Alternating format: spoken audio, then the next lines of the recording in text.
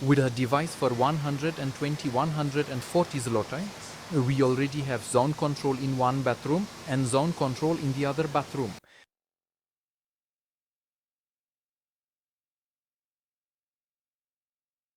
Sometimes the simple solutions are the best. Look, we have a bathroom where we have already set the flow to 70 cubic meters. We can set the unit to run at half, so 35.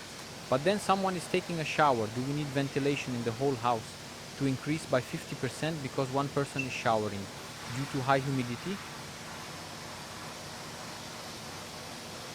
It doesn't have to be like this. I'll show you a simple solution. This is a fan with a hygrometer. It has a capacity of around 100 cubic meters. It fits perfectly into the plenum box. Look, I'll set it up here. It has a capacity of around 120 cubic meters per hour, but it has very low static pressure.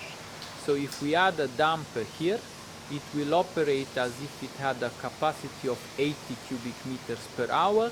We install it here in the bathroom. We already have zone control in the bathroom. This fan costs 120 zloty and it measures humidity.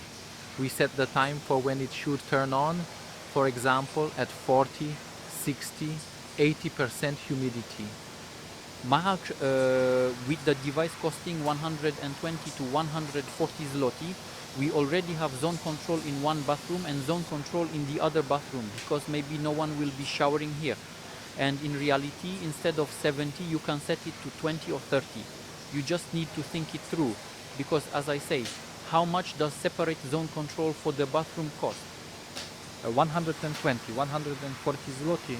Did you what? A Facebook or internet expert tell you this? No, they don't even know about it. Or they won't suggest it because they won't make money from this kind of a solution.